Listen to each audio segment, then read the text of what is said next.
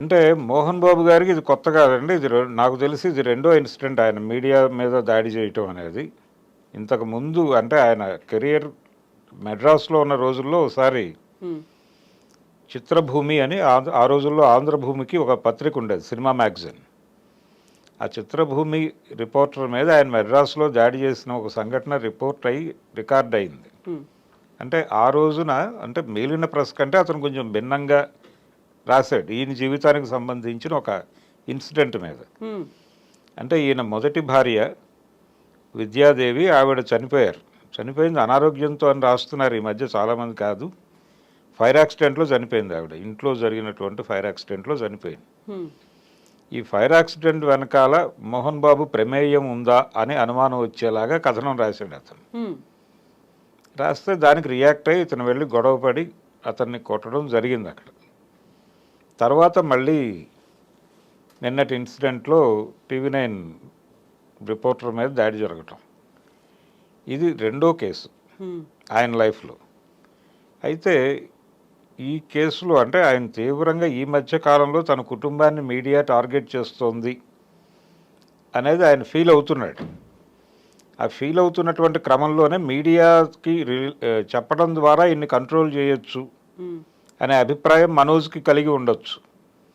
కలగటం వల్లనే ఆ మధ్య ఒకసారి ఆయనే స్వయంగా అంటే ఒక ఆడియో బయటకు వచ్చింది, ఒక వీడియోతో పాటు మనోజ్ వాయిస్తో ఒక ఆడియో బయటకు వచ్చింది. అదేంటంటే, ఇలా మా బంధువుల్ని టార్చర్ పెట్టి కంట్రోల్ చేసే ప్రయత్నం చేస్తున్నాడు మా అన్న అని చెప్పేసి తన స్టాఫ్ని అన్నొచ్చి బెదిరించినటువంటి ఒక వీడియో పెట్టాడు ఆయన. అవును. పెట్టి తర్వాత అది నాకు సంబంధం లేదు, అది ఎలాగో బయటకు వచ్చిందని చెప్పాడు. అంటే అప్పుడేదో టెంపరీగా మాట్లాడుకుని ఉంటారు వాళ్ళు, హ్మ్. కానీ అదేదో మీడియా క్రియేట్ చేసినట్టుగా మాట్లాడాడు తర్వాత తనే, మనోజే. మా ఇంట్లో ఏం జరుగుతోందో నన్ను అడగండి, మీడియాని అడగండి అన్నాడు ఆయన హ్మ్. ఒక చోట చాలా వెటకారంగా. సరే, అదొక ధోరణి. కానీ మీడియా తనని ఇబ్బంది పెడుతోంది అని మోహన్ బాబు గారు ఫీల్ అవటం అనేది జరుగుతోంది. వాళ్ళ ఇంట్లో హెయిర్ డ్రెస్సర్ని కొట్టారు ఒకసారి.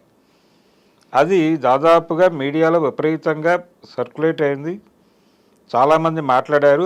దాంతో ఆయన తీవ్రంగా గాయపడ్డాడు. అప్పటి నుంచి ఆయనకు మీడియా మీద ఒక చిరాకు, కోపం ఉంది. అంటే టార్గెట్ చేస్తున్నారు తమని, హ్మ్. తమ కుటుంబాన్ని, తన ఇంటి పేరుని అన్నిటినీ ట్రోల్ చేస్తున్నారు అనే ఒక కోపం ఉంది ఆయనకి. ఆ కోపం ఆయనకి ప్రదర్శించే అవకాశం దొరకలేదు, నిన్న బయటపడింది. అంటే అంత వ్యతిరేకత ఉంది ఆయనకి. ఆ మైక్ లాక్కున్న పద్ధతి, ఆ వీడియో, ఆయన దాడి చేసిన పద్ధతి, కొట్టిన పద్ధతి ఆపుతున్నా ఆగట్లేదు ఆయన. ఆ ఏజ్లో ఆయన అంటే ఇప్పుడు కొంచెం సంయమనంతో 10 మందికి చెప్పాల్సిన ఆయన అలా దాడి చేయటం ఏమిటి హ్మ్. అని అంటున్నారు, కానీ ఆయన ఎమోషన్ చూస్తే అలా లేదు. కాకుంటే సార్ ఇక్కడ ఇంకొక మాట వినిపిస్తోంది. మైక్ పెట్టడమే చాలా గట్టిగా పెట్టేసరికి అది కంటికి దెబ్బ తగిలేలా వెళ్ళింది అనేటువంటి మాట కూడా వినిపిస్తోంది అది. అందుకే అంత రియాక్ట్ అయ్యారు అని. మైక్ పెట్టేటప్పుడు కొంచెం ఇబ్బంది కలిగించి ఉండొచ్చు, చాలామందిని అలా పెడతారు. అంటే అది డైలాగ్తో పోవాలి. హ్మ్. అంటే ఇంటర్నల్గా ఆయనలో ఒక చిరాకు ఉంది, వీళ్ళెందుకు వచ్చారు ఇక్కడికి అనే చిరాకు. ఇది జడ్జి గారు కూడా అన్నాడు ఆ మాట. హ్మ్. నిన్న ఆయనకి 24 వరకు అవకాశం కల్పించడమే జరిగింది తప్ప ఈ సంబంధం లేదు దీంతో అని అనలేదు అవును. జడ్జి గారు. అప్పుడు ఆయన ఒక పర్సనల్ స్టేట్మెంట్ ఇచ్చాడు పీపీతో మాట్లాడుతూ. ఆయన అన్నమాట ఏంటంటే, వాళ్ళంతటి వాళ్ళు వచ్చారా, వీళ్ళు పిలిచారా, లోపలికి ఎలా వచ్చారు వాళ్ళు అని అన్నాడు. అది కేవలం ఒక అభిప్రాయ ప్రకటన, ఇందులో లేదు, ఆ వివరంగా లేదు అనేది చెబుతూ ఆయన అన్న మాట అది. హ్మ్.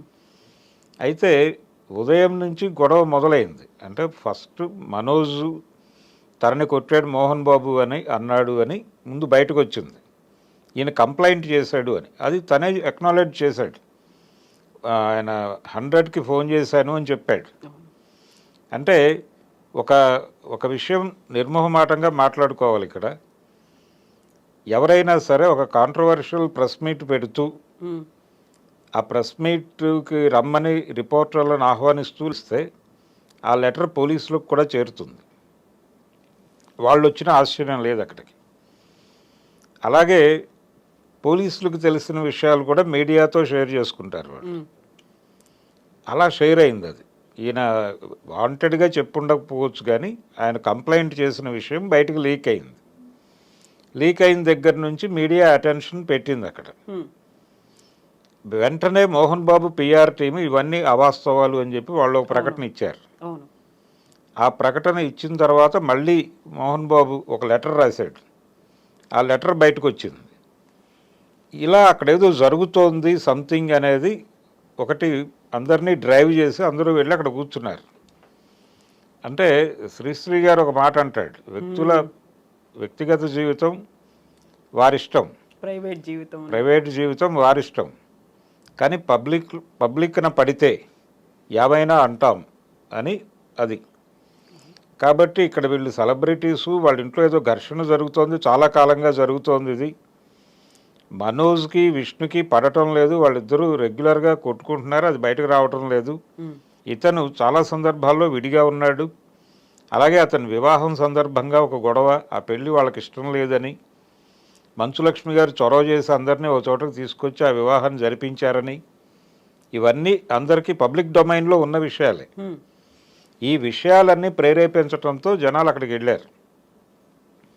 వెళ్ళి అక్కడ ఏం మాట్లాడతారో తెలుసుకుందామనే క్యూరియాసిటీతో లోపలికి వెళ్ళారు. అక్కడంతా యుద్ధ వాతావరణం ఉంది. ఈ యుద్ధ వాతావరణం క్రియేట్ చేసింది మీడియా కాదు. ఆ యుద్ధ వాతావరణంలో ఒక రిపోర్టర్ వెళ్ళినప్పుడు మైక్ పైకి వెళ్ళి ఉండొచ్చు, కిందకి వెళ్ళి ఉండొచ్చు, ఏదైనా జరిగి ఉండొచ్చు.